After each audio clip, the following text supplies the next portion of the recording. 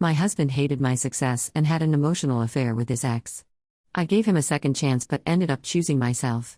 I never thought I'd be in this situation, but here I am, pouring my heart out to strangers on the internet. I'm Darla, 28F, and I've been married to Jimmy, 30M, for 3 years now. We met during our sophomore year of college at a mutual friend's birthday party. I remember it like it was yesterday. Jimmy was trying to open a bottle of wine with a shoe, don't ask, and I couldn't stop laughing at his determined expression.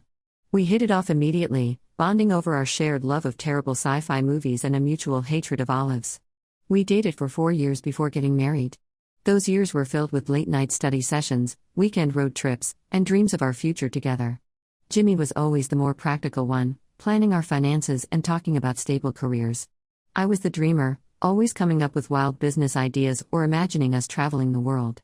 Somehow, we balanced each other out perfectly. After graduation, we both landed entry-level jobs in our fields. I started as a junior marketing associate at a small tech startup, while Jimmy got a job as a software engineer at a mid-sized company. We were ecstatic, it felt like everything was falling into place. We rented a tiny apartment together, furnished it with second-hand furniture, and spent our weekends exploring our new city. Our wedding was small but perfect. We got married in Jimmy's parents' backyard, surrounded by our closest friends and family. I'll never forget the look on Jimmy's face when he saw me walking down the aisle. It was a mix of love, happiness, and a touch of nervousness that was so quintessentially Jimmy. We honeymooned in Costa Rica, spending 2 weeks hiking through rainforests and lounging on beaches. It was during this trip that we really started talking about our future. We both wanted to advance in our careers, save up to buy a house, and eventually start a family. The first year of our marriage was blissful. We were both working hard but always made time for each other. We'd have weekly date nights, try new recipes together, and spend lazy Sundays binge-watching our favorite shows. Jimmy would surprise me with flowers for no reason, and I'd leave little love notes in his lunch. We were that sickeningly sweet couple that everyone else rolled their eyes at, but we didn't care. Things started to change about a year into our marriage. I had been putting in extra hours at work, taking on additional projects, and really trying to make a name for myself. My hard work paid off when I got my first promotion to marketing manager. I was over the moon. This was a big step up and came with a significant pay raise. I couldn't wait to tell Jimmy. I remember that night clearly. I had picked up a bottle of champagne on my way home, planning to surprise Jimmy with the good news. When I got home, I found him playing video games, something he'd been doing more and more lately. I shared my news, expecting him to be as excited as I was. But his reaction was lukewarm, to say the least. He congratulated me, but there was something off about his tone. When I asked if everything was okay, he just shrugged and said he was tired. Over the next few months, I noticed Jimmy becoming more withdrawn. He started spending more time playing video games or browsing on his phone. Our date nights became less frequent, and when we did go out, Jimmy seemed distracted. I tried to talk to him about it, but he would just say everything was fine and change the subject. At work, things were going great for me. I was thriving in my new role, taking on more responsibilities and really making an impact. My boss started mentioning future opportunities for advancement, and I was excited about the possibilities. But at home, the atmosphere was becoming increasingly tense. Jimmy's behavior continued to worsen. He started making snarky comments about my long hours at work, implying that I cared more about my job than our marriage. When I talk about my projects or achievements, he'd either zone out or find a way to change the subject. It hurt. This was the man who had always been my biggest cheerleader, and now it felt like he couldn't care less about my success. Things came to a head last week when I got another promotion.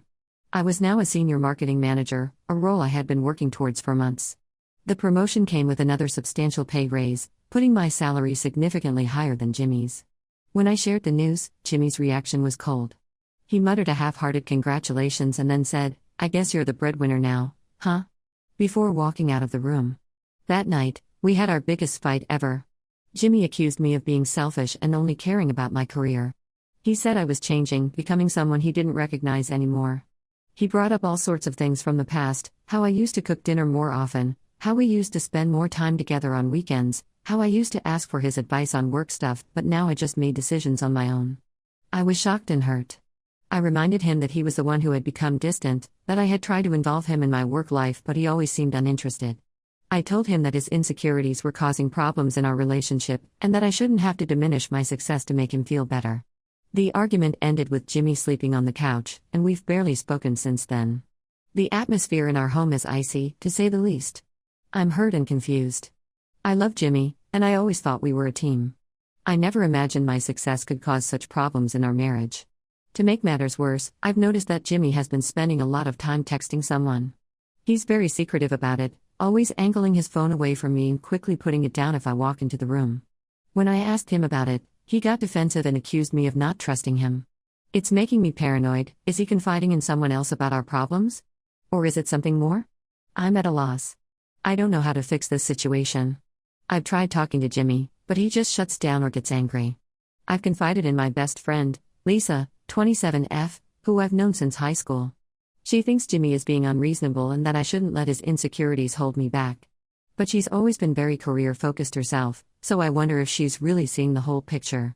Part of me wonders if this is the beginning of the end for our marriage. I never thought success in my career could cause such problems in my personal life.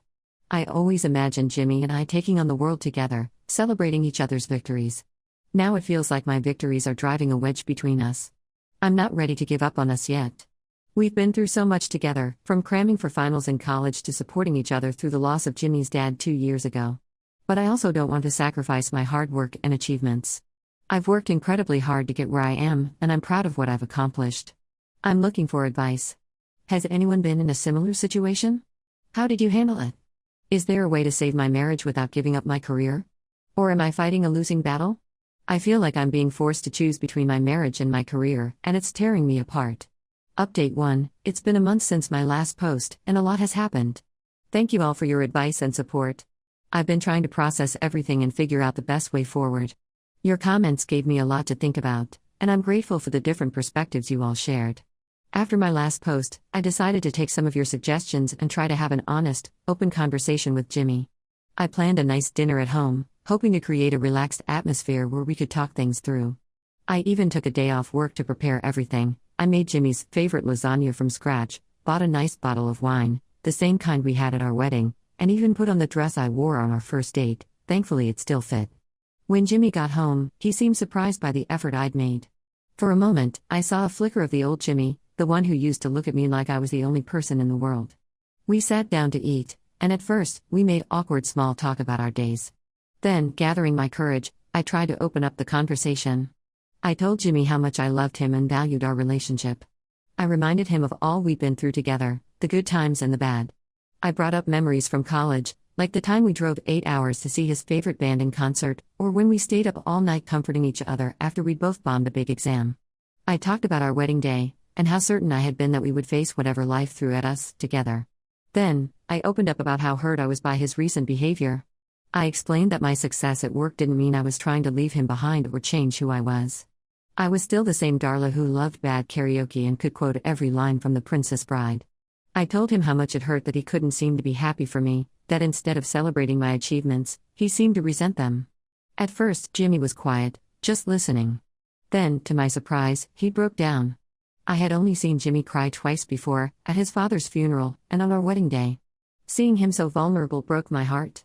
He admitted that he'd been feeling insecure and inadequate. He confessed that he'd always thought he'd be the provider in our relationship, and my success was making him question his role. He talked about feeling left behind, like I was moving forward while he was standing still. It was a breakthrough moment. Finally, we were communicating honestly. I felt a glimmer of hope that maybe we could work through this. I reassured Jimmy that I didn't see him as less valuable just because I earned more. I reminded him of all the ways he contributed to our relationship that had nothing to do with money. However, just as I thought we were making progress, Jimmy dropped a bombshell. He confessed that he'd been talking to his ex-girlfriend, Kate, 29F, for the past few months. Kate was Jimmy's high school sweetheart. They had dated for 3 years before breaking up when they went to different colleges. I knew about her, of course, but Jimmy had always insisted they were ancient history. According to Jimmy, he had run into Kate at a coffee shop near his office a few months ago. They had started chatting, and Jimmy found himself opening up to her about his feelings of inadequacy and his struggles in our marriage. He said Kate understood him in a way I didn't anymore, and that they'd been meeting up for coffee regularly to talk about their problems. I was stunned. The secretive texting suddenly made sense, but this felt like a betrayal.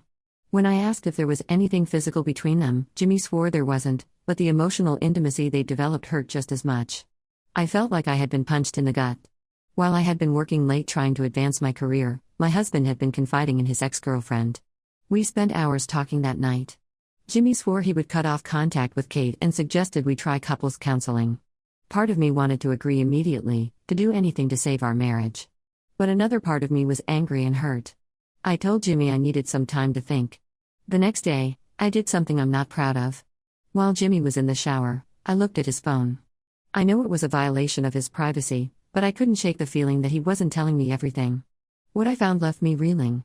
There were hundreds of messages between him and Kate, far more intimate than just friendly chats. They talked about their feelings for each other, complained about their current relationships, apparently Kate was also married, and even discussed the possibility of a future together. When Jimmy got out of the shower, I confronted him with what I'd found. He turned pale and started stammering excuses.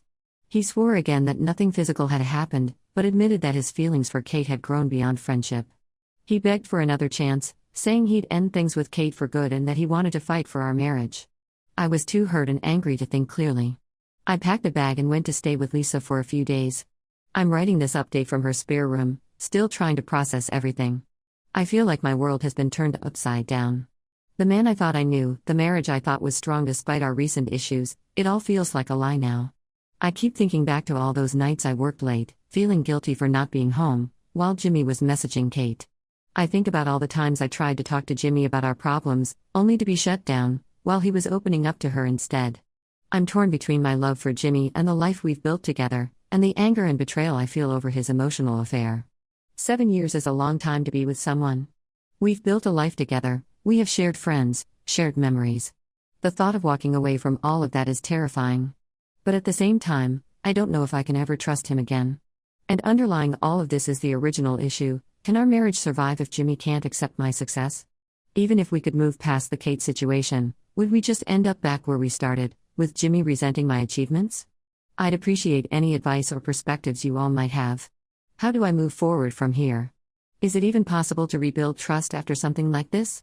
And how do I balance my love for Jimmy with my need for a partner who supports my success? Update 2. It's been 2 weeks since my last update, and I'm still trying to navigate this mess. Thank you all for your support and advice. It's been a lifeline during this difficult time. Your comments have given me a lot to think about, and I'm grateful for the different perspectives you've shared. After spending a few days at Lisa's, I decided to move back home. I felt I needed to be in our shared space to really think about our relationship and decide what I wanted to do. Walking into our apartment was harder than I expected. Everything reminded me of Jimmy and the life we'd built together: the couch we'd spent countless movie nights on, the kitchen where we'd attempted, and often failed, to recreate recipes from cooking shows, the photos of us smiling on vacations and at friends' weddings. It all felt tainted now. Jimmy was there when I arrived, looking like he hadn't slept in days.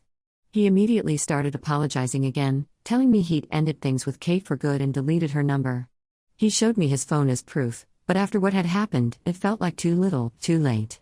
I listened to him, but I didn't say much. I told him I needed space to think, and he agreed to sleep in the guest room. Over the next few days, we existed in an uneasy truce, barely speaking beyond necessary interactions.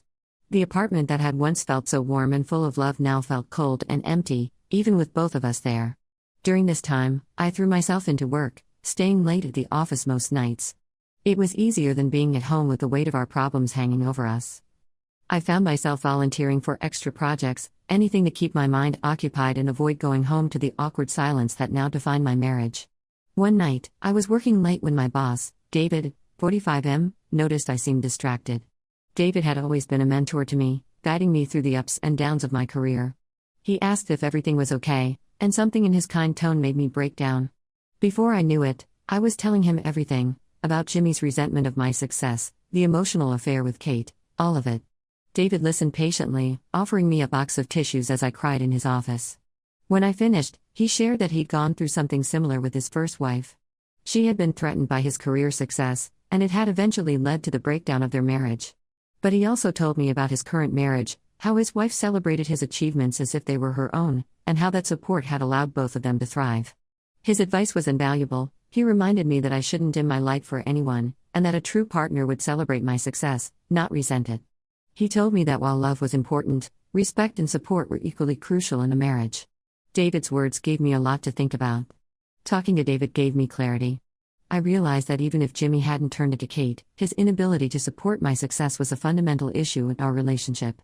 I deserved someone who would be proud of me, not threatened by me. I deserved a partner, not someone who saw my achievements as a competition. With this new perspective, I sat down with Jimmy for a serious talk. I told him that while his emotional affair with Kate was painful, it was a symptom of a bigger problem.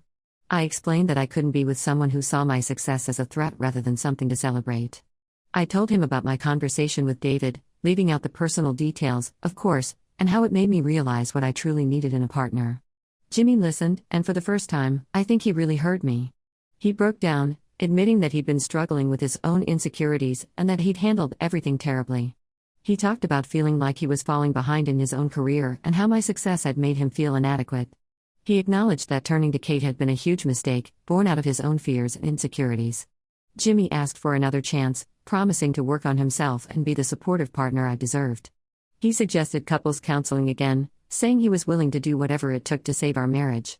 I was touched by his sincerity, but I also knew I needed to prioritize myself. After everything that had happened, I couldn't just go back to how things were before. I told Jimmy that I thought we needed a trial separation. I suggested he move out for a month, during which time we'd both think about what we really wanted from our relationship and whether we could move past this. Jimmy was upset but agreed it might be for the best. We spent the next few days working out the logistics. He would stay with his brother, we'd divide up our finances for the month, and we'd meet once a week for coffee to check in. It was strange and painful, almost like divorcing in miniature. Jimmy moved out yesterday, and the house feels strangely empty without him. I kept finding little reminders of him, his favorite coffee mug in the cupboard, his razor in the bathroom, the dent in his pillow. It's hard not to feel a sense of loss, even though I know this separation is necessary. I'm scared about what the future holds, but I also feel a sense of relief. For the first time in months, I feel like I'm standing up for myself and what I need. I'm not sure what will happen next. Maybe this separation will give us both the space we need to grow and come back together stronger. Or maybe we'll realize we've grown too far apart. Either way, I'm committed to not compromising on my worth or my success. I'll update again once the month is up. Thank you all again for your support during this difficult time. Your advice and perspectives have been invaluable as I navigate this challenging period in my life. Update 3. It's been a month since my last update, and I've made a decision about my marriage. These past few weeks have been a roller coaster of emotions, but they've also given me the clarity I needed. During our separation, Jimmy and I had minimal contact. We agreed to meet once a week for coffee to check in, but otherwise, we lived our separate lives. It was hard at first. I missed him despite everything. The apartment felt too big and too quiet without him. I found myself reaching for my phone to text him about silly things, only to remember our situation. But as the days passed, I started to feel more like myself again.